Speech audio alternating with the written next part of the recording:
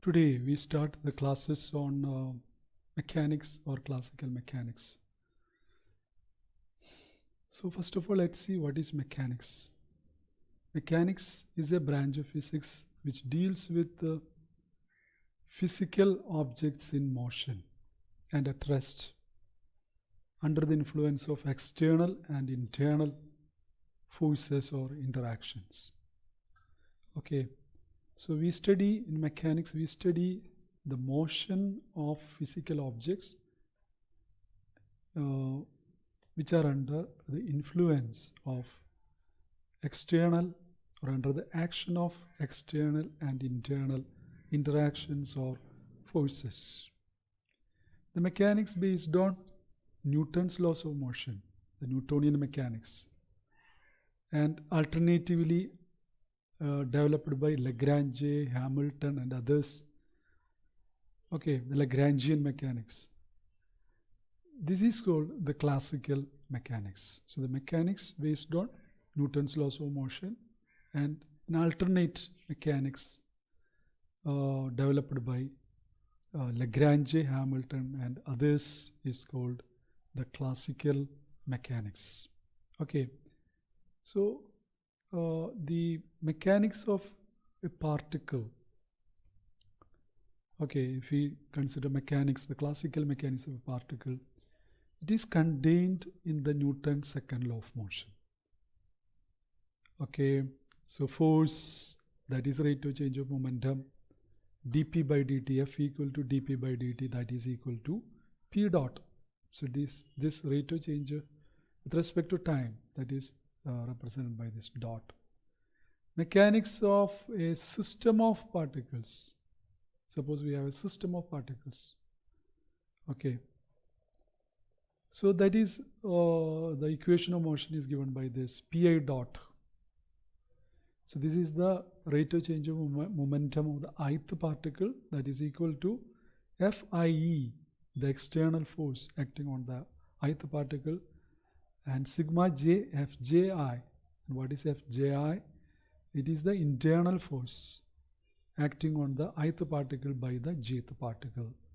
And here we are taking the summation sigma j over all the particles in the system.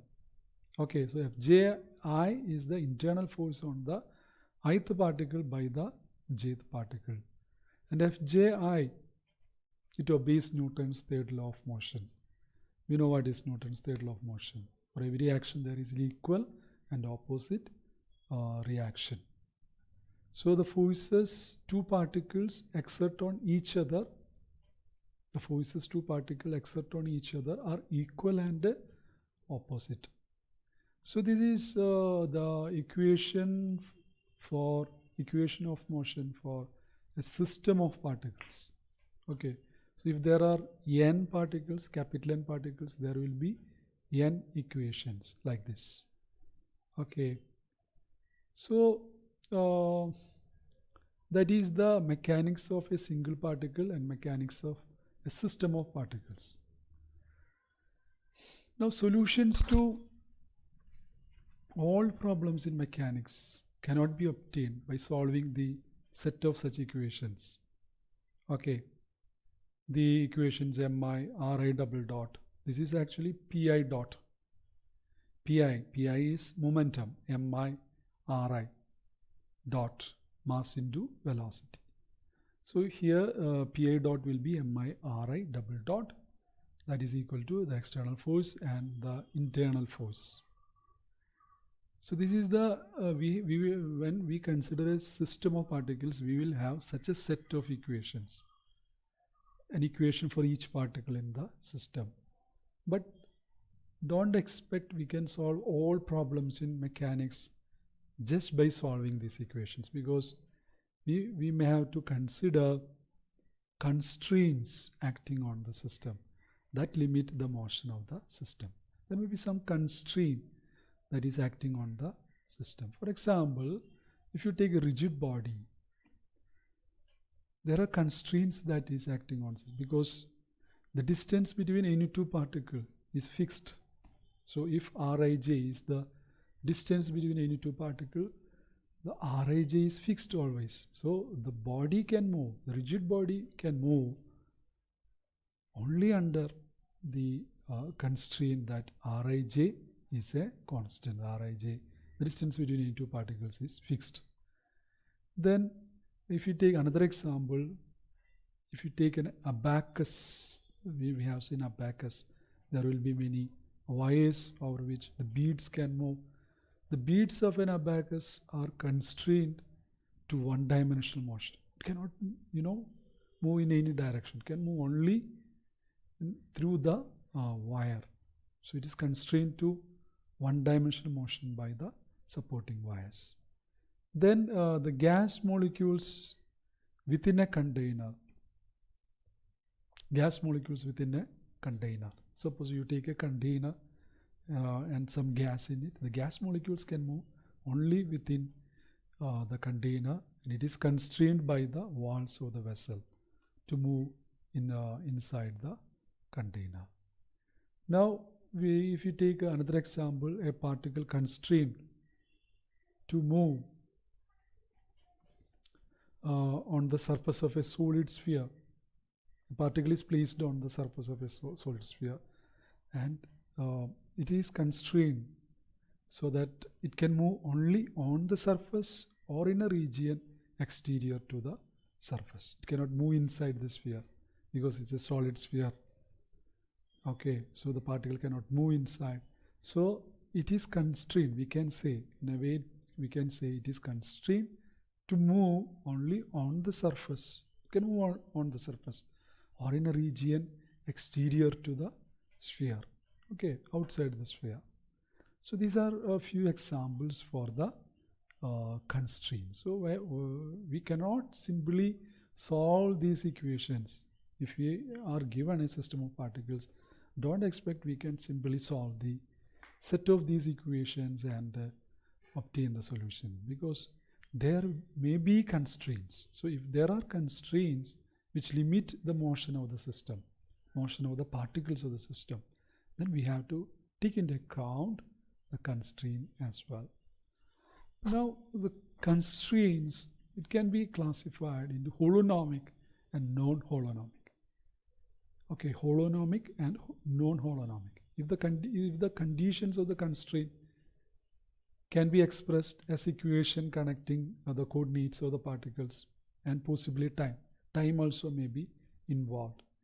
If we can express the conditions, the constraints by this equation, f of r1, r2, r1, r2, t equal to 0, then we say we have a holonomic constraint.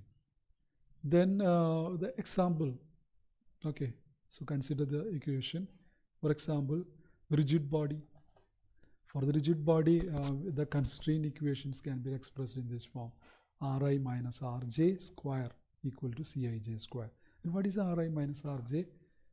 Ri minus Rj is actually Ri is the position vector of the ith particle, and Rj is the position vector of the jth particle, and Ri minus Rj is the position or the distance vector between the two particles I and j. So Ri minus Rj square, that is actually the square of the distance between the two particles, that is equal to Cij square. It's a Cij is a constant. Okay, so this is the constraint equation, or we can write this in this form as well: Ri minus Rj square minus Cij square equal to 0. Okay, vector Ri minus vector Rj square minus Cij square equal to 0. So it is of this form: f of r1, r2, f of r1, r2, t equal to 0. Okay, so a particle, the particles of the rigid body are having these constraints, and it can be expressed in that general form. So it is a holonomic constraint. Now example 2, a particle constrained to move along any curve or a given surface. For example, suppose that our particle is constrained. We have a particle, so the system is a particle, and it is moving along a circle, a circular motion. So it is a constrained motion. We can say it is a constrained motion because the particle cannot move in any direction. It can move only over this circle. So what is the constraint? X square plus y square equal to a square. Or we can say x square plus y square minus a square equal to 0. Suppose the particle is constrained to move on its ellipse. So we have the constraint x square by a square plus y square by b square minus 1 equal to 0. So all these constraints are of this form. So we say it is a holonomic constraint. Then we have the non-holonomic constraint. If the constraints are not expressible in this fashion, f of r1, r2, r3, t equal to 0, that's important, equal to 0. If a constraint cannot be expressed in this fashion, then it is called a non-holonomic constraint. For example, constraint in the case of a particle placed on the surface of a sphere. We have a sphere and particle can move only on the surface, or it placed on the surface, so it can move on the surface or outside the surface. So in this case the constraint equation is r square minus a square greater than or equal to 0. And what is a? A is the radius. R is the magnitude of the position vector of the particle relative to the center of the sphere. So origin is the center of the sphere. From there we take the position vector of the particle, and vector r is the position vector. And what is this r? That is the magnitude of this position vector. So this r square is always greater than or equal to a square, or we can say r square minus a square greater than or equal to 0. Okay, so we see another example for a non-holonomic constraint. What is it? It is a disk rolling on a xy plane. So what is xy plane? This is y-axis, this is x-axis. Disk is rolling in the xy plane. Okay, and this is the z-axis. Okay, so the xy coordinates, it's rolling, constraint to move so that plane of the disk is always vertical. So what is the constraint here? The plane of the disk is always vertical. That is, the plane is always along the z-axis. So that is the constraint. The xy coordinates of the center of the disk. xy, the center, this is the center of the disk. xy are the center coordinates of the center of the disk. And theta and phi. And what is phi? Angular rotation about the axis of the disk. Okay, the disk is actually rotating. So phi is the angle of rotation. Okay, and theta is the angle made by the disk with respect to the x-axis. Angle made by the axis of the disk with the x-axis. So this is the axis of the disk, or this is the direction of angle of the axis of the disk. Theta is the angle made by the axis of the disk with the x-axis. Velocity of the center of the disk, v is equal to a phi dot. We know a omega. Okay, a omega. Omega is the angular velocity. So velocity v is equal to a omega. So a d phi by dt. Okay, a is the radius of the disk. Okay, now the direction of the velocity is perpendicular to the axis of the disk. Okay, the velocity of the disk that is perpendicular to the axis of the disk. Okay, this is the axis of the disk and it is moving in this direction. So velocity, okay, the disk is rolling. The disk is rolling, so velocity is perpendicular to the axis of the disk. Okay. Now the component of the velocity along the x and y direction. Okay, this is the velocity and this is x direction. Okay, this is x direction. We know this angle is theta and this angle is 90. So if we consider a triangle here, this is 90, this is theta, this must be 90 minus theta. Okay, this must be 90 minus theta, so that the total angle is 180. So if this is 90 minus theta, this angle also must be 90 minus theta. So this is basically 90 minus theta. So this angle is also 90 minus theta. Okay, because this is a line. These two are the lines. This is cutting, intersecting these two lines. So if this angle is 90 minus theta, this also must be 90 minus theta. So Vx, which is dx by dt, that is given by x component will be v, this is the velocity is this direction, v 90 minus theta, sorry, v cos 90 minus theta, that is equal to v sin theta. Okay, so Vx is v sin theta. Similarly, Vy is v 90 minus this is x, this is y.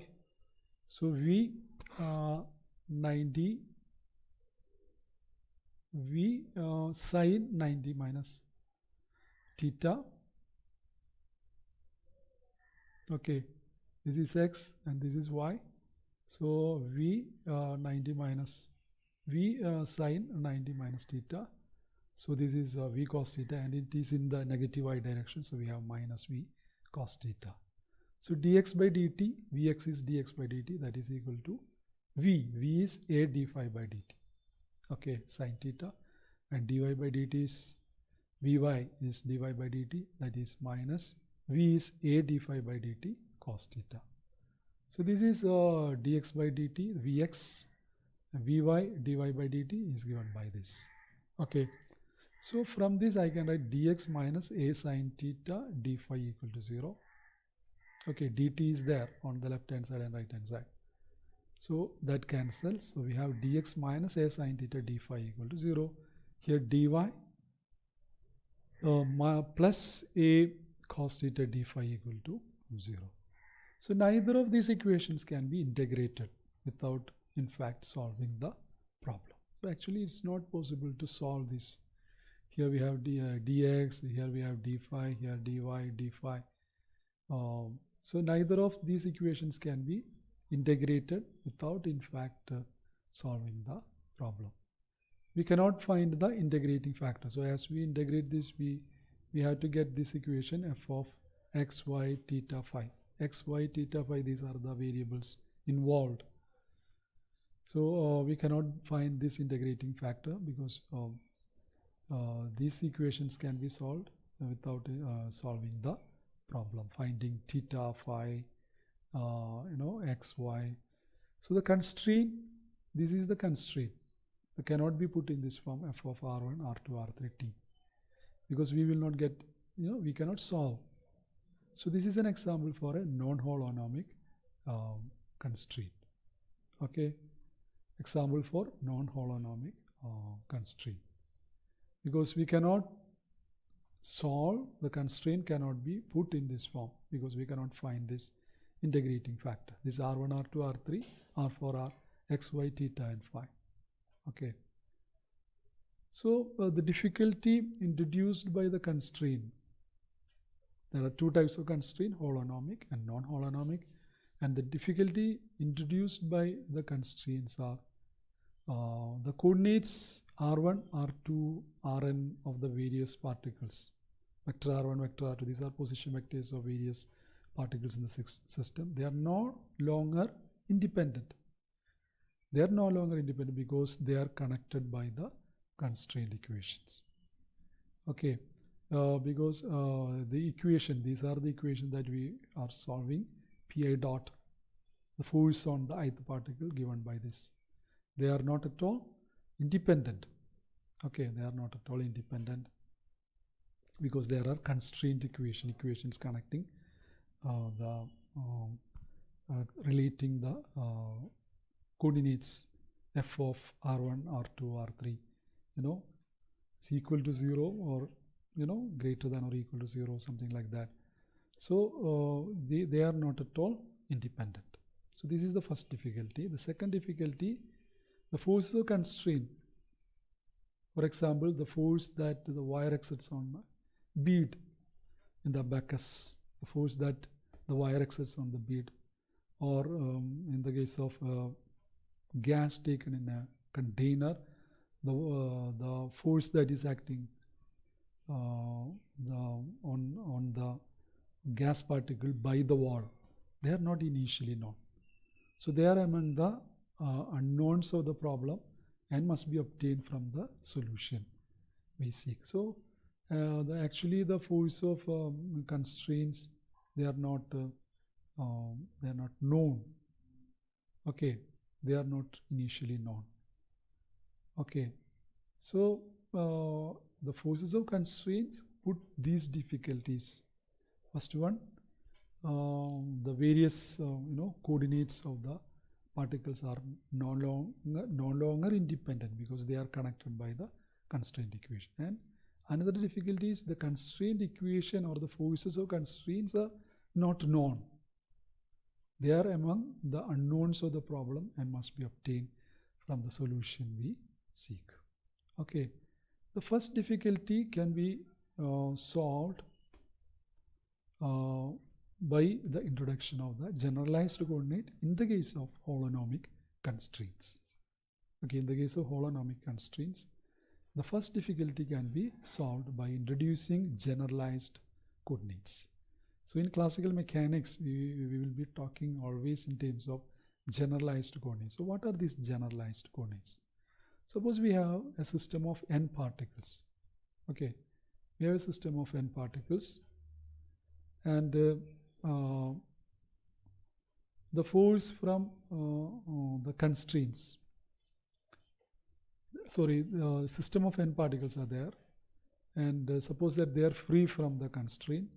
So each particle is specified by 3 coordinates, x, y, z coordinates. We have n particles, so there are 3n independent coordinates. Okay, there are 3n independent coordinates.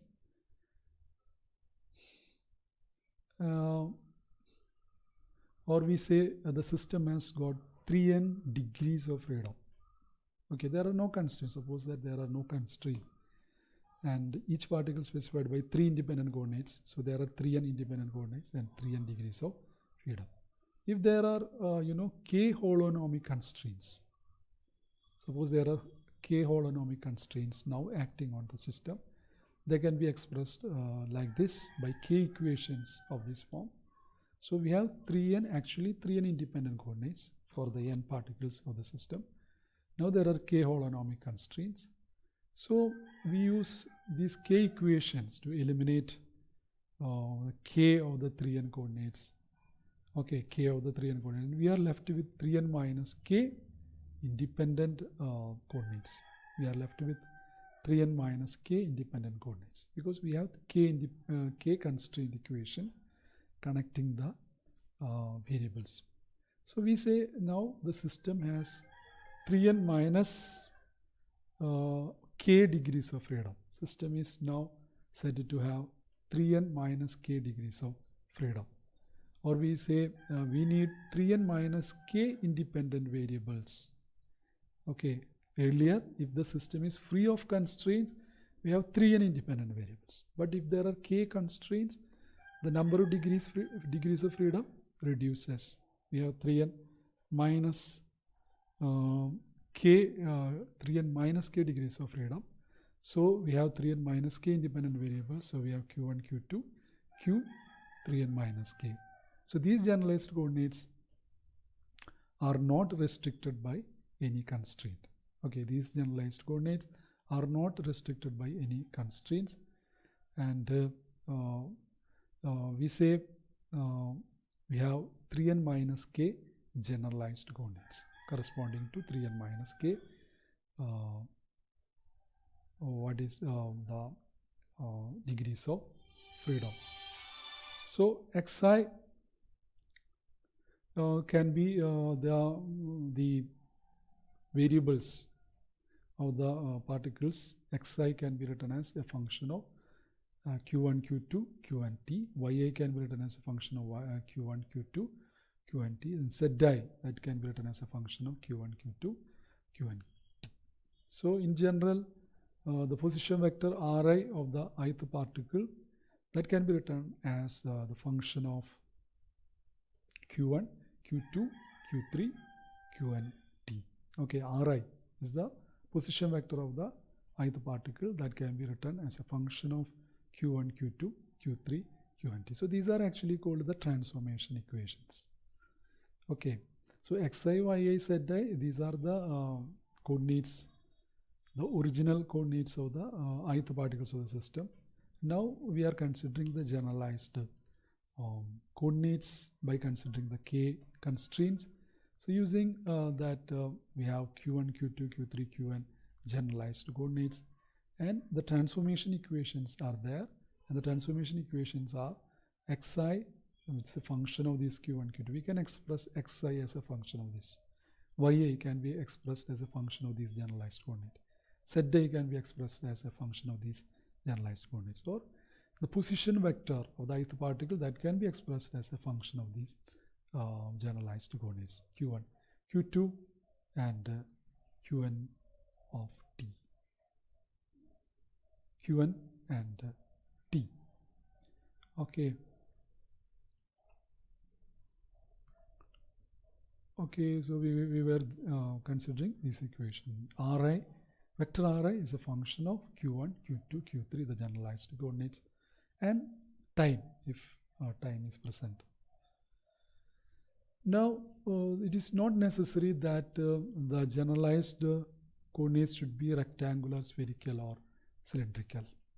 Okay, it's not necessary that generalized coordinates are rectangular, spherical, or cylindrical. In fact, the quantities like length, angle, energy, or a dimensionless quantity, or even a dimensionless quantity may be used as generalized coordinates. Okay, so it is not necessary that only the coordinates are generalized, the spherical polar coordinate or cylindrical coordinates or rectangular coordinates. I mean the Cartesian coordinates are the generalized coordinates. In fact, quantities like length or angle, simply angle, or energy, or some other dimensionless quantity can be used as generalized coordinates. The only thing is they should completely describe the state of the system. Okay, for examples, particle constrained to move on the surface of a sphere. Okay, on the surface of a sphere, actually it should be having three coordinates. Okay, r, theta, phi, if you are using spherical polar coordinate system, r, theta, phi. But since there is constraint that it can move on only on the surface of the sphere, r is fixed. Okay, r constant. So we have only two generalized coordinates, so q1 theta and q2 phi. In the case of simple pendulum, only one generalized coordinate, q1 equal to theta. Okay, theta, what is theta? Theta is the angle made by the the thread of the pendulum with the vertical line that we know. So that is the theta is enough for the simple pendulum. Okay, we don't need x and y, two coordinates are not required. Okay, we need, because of the restriction, we need only theta to specify the state of the system. So in the case of a double pendulum, what is a double pendulum? A pendulum attached to another pendulum. So here we have a pendulum.